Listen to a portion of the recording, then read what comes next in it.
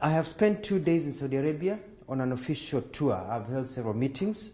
I have met senior Saudi government officials, including my counterpart, the Minister of Foreign Affairs, His Highness Faisal bin Farhan Al Saud. I've also met the Vice Minister for Labour, His Excellency Dr. Abdullah Nasser Abtain. I have also met and spent hours listening to Kenyans living and working in Saudi Arabia. I've also met babies of Kenyan mothers. My meetings with the Kingdom of Saudi Arabia and the Saudi Arabian government have centered on our bilateral issues based on our great relationship we have with the Kingdom of Saudi Arabia. We have agreed to work together as a team as we push our international agendas. We have requested the support of the Kingdom of Saudi Arabia as we tackle the drought situation facing our country due to the effects of climate change. With His Highness Faisal, we have agreed to enhance our trade and investment and expansion of our tourism sectors. This will create more employment opportunities and increase the amount of money in the pockets of our people. The Kingdom of Saudi Arabia views Kenya as one of its top partners, and likewise we view Saudi Arabia as one of our major partners. On the issue of immigrant labor, we have come up with concrete proposals that will make it easier and better for Kenyans to relate and work in Saudi Arabia where they are high in demand. We have held, engaged, discussed very comprehensively on these issues facing Kenyan workers in Saudi Arabia. Listening to the victims, the agents, Kenyan government officials and Saudi government officials, it is very clear to me that the problems that Kenyans are facing in Saudi Arabia actually do not start here, but start at home.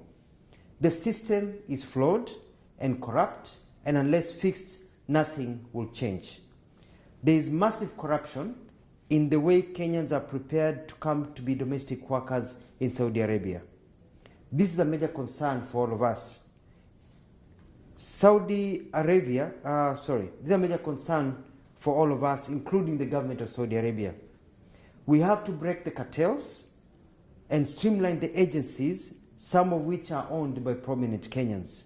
We have agreed to work on a modality to get Kenyan labor agencies to have offices here in Saudi Arabia so as to deal with issues concerning their clients, that is the Kenyans they bring here.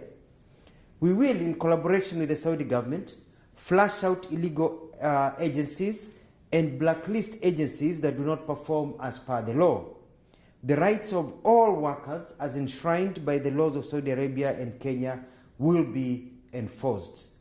Kenyans will be protected, regardless of where they work. To this end, and as an immediate and short-term venture, we are issuing new procedures to be followed before we give clearance for Kenyans to travel as domestic workers to any country.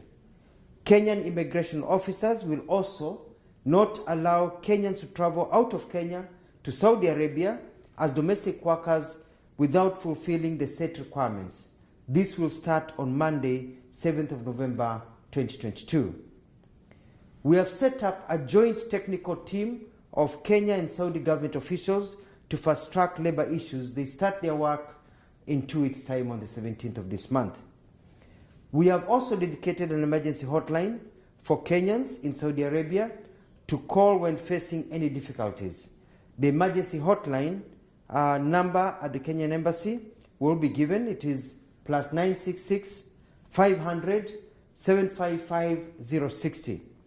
On receiving a call, we'll take prompt action, including but not limited to engaging the Saudi government for the assistance. The idea is to ensure every Kenyan lives well, gets medical care, and also is listened to and taken care of. I have requested for an amnesty to be granted to Kenyans who have fallen out of status and who are hiding illegally and who are unable to access media care so that their documents can be made legal and others given passage to go home. This will be part of the discussion that our teams will sit down and discuss.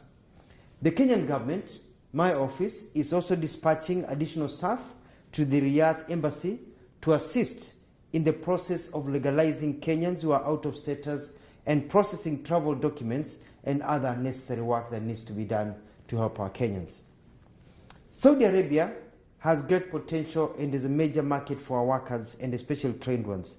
Kenyans here working, apart from the domestic ones, the other ones working in other areas, appear to be very happy. I've met many, they are happy, they are well paid, they are sitting pretty, and they're making a lot of money. So we just need to fix the domestic part, workers' part, and everything will be flawless. And as I've said, we have noticed that the problem is not necessarily here in Saudi Arabia only, but the major problem is back at home with the agents and all the ukora that continues when they get here. We have requested for an increase of quotas to allow Kenyans. We have many Kenyans who are graduates in hospitality, engineering, nurses, doctors, people in all fields, accounting, to be allowed to come to work here. And they have said they need Kenyan labor. So I'm asking Kenyans, be prepared. You'll be coming here as professionals to work here and make a lot of money so that you can also help yourselves and your families. I thank the Kenyans I've met. Kenyans, whether they be agents, Kenyans living here, professional work, Kenyans, domestic workers. I have listened to you. You've been very, very candid. My officials have been very candid. And I want to assure you that you have nothing to worry about. You have the hotline. Now you don't have to relate to just depend on social media. You don't have to depend on your families. You can get your help directly from the Kenyan government.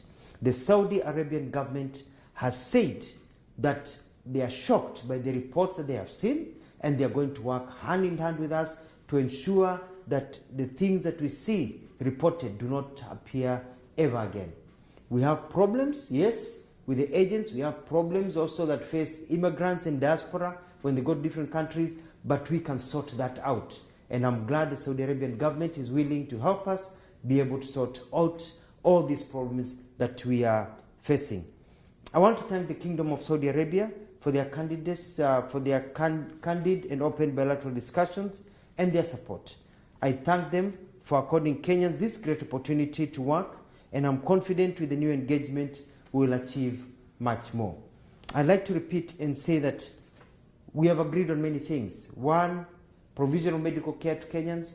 Number two, ensuring that the laws of Saudi Arabia are followed, especially by the agents and also by people who are employers of our people. Number three, we're increasing the quota so that we can get nurses, doctors, engineers, journalists, people who have skills, plumbers who want to work here in Saudi Arabia and make a lot of money. We have also noticed that the problem is stuck towards domestic workers. The system is changing, and we have worked on an agreement so that now they'll be announcing soon part of their program so that if you come to work for somebody and you want to move somewhere else, you can be able to shift. We've worked and talked about people, Kenyans, keeping their passports, and the law says they should keep their passports. The problem are the agencies, and we are going to fix that. We have also agreed that Kenyans, when they want to exit this country, have a right to exit this country, and our embassy here will be processing visas and ensuring that Kenya is able to go. Kenyans who have children, we've come up with a formula of being able to get children to also get permits to be able to leave the country so that people can be able to come home. In other words, it has been a wonderful visit.